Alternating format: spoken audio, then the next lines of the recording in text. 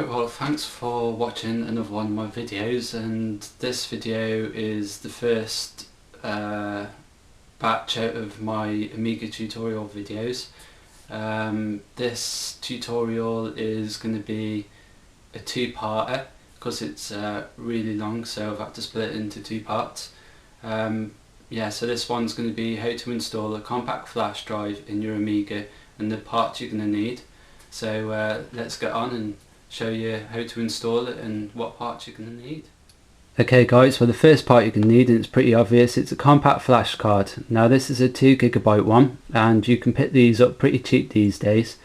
Now the only advice I got for buying these is only buy ones up to 4GB capacity. The reason for that is Workbench only recognises up to 4GB. So say you buy one that's 6 or 8GB, when you go to partition a drive, Workbench is only going to see that there's 4 there, so those extra gigabytes aren't going to be used. So there's no point spending money on getting anything over 4GB because it's pointless. So that's the first part you're going to need. Now the second part is one of these. It's really small. You don't need anything bigger than this unless you're going to do the CD-ROM mod, which you will need a bigger cable than this just to move the parts about internally. Now this is a 44 to 44 pin IDE cable, and again you can pick these up really cheap. You don't need anything longer than this, and again you can get this from amigakit.com. So that's the second part. I've also got another one here which is slightly bigger. Now I'll show you this next. The second part you might need is these. Give you a close up. Now these are jumpers, and I'm not going to explain what they are at the moment, but you might possibly need these, so that's why I'm telling you about these now. And again you can get these from amigakit.com, really cheap. That's that. Now the most important part you're going to need is one of these, and I've got two different ones here. These are IDE to compact flash converters. Now the first one I'm going to go on about is this one here. This is the one you want to go for, so I'm going to give you a really good close-up there. Specifically you want to go for this one. There's all different types, they all look different but they all do the same job. But this is the one you specifically want to go for.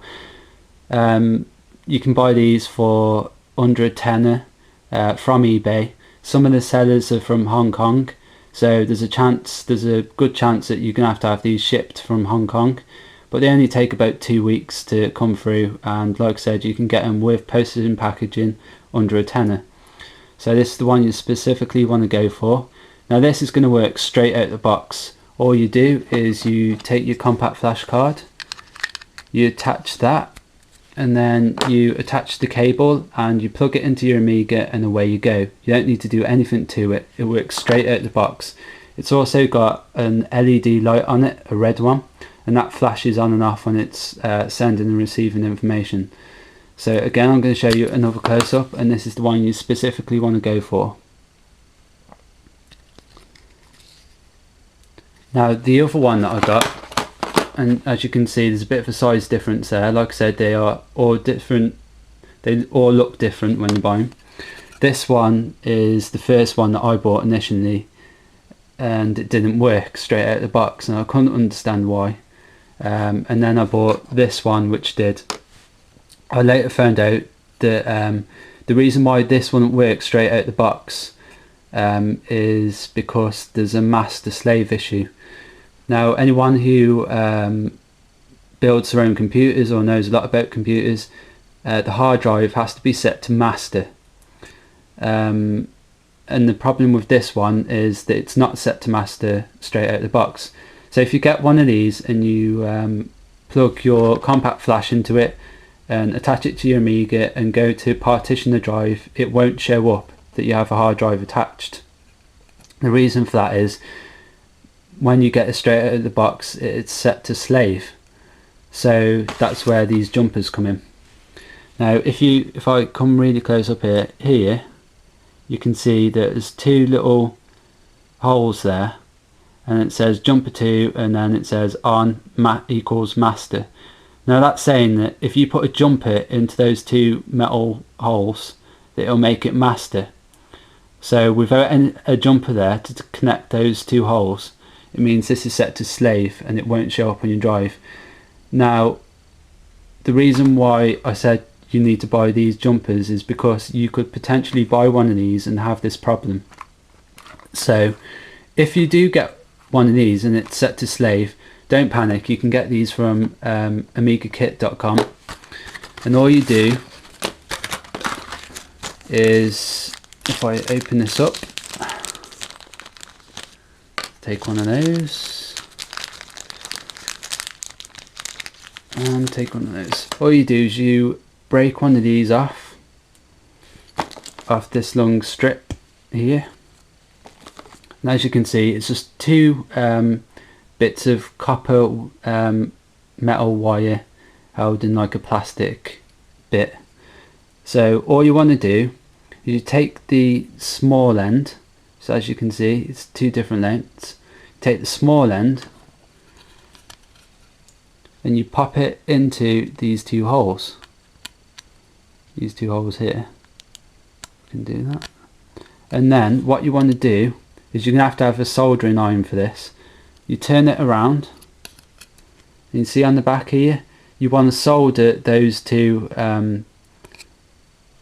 pins in place. So then when you've soldered those 2 pins in place, this copper wire is going to be fixed into place like so.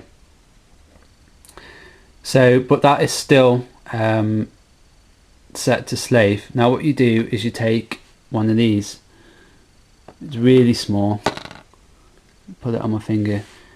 All this is basically is it's a piece of plastic, and at the top, I don't know if you can see that, there is a metal wire at the top, like a wire going across. And what that's going to do is when you put this onto those 2 pins, it connects the 2 pins together, and that connecting those 2 pins together will make the ID to compact flash converter set to master. So then you just pop this on top. I better grab this from the bottom because I haven't got it soldered in. All you do is pop that on top of that.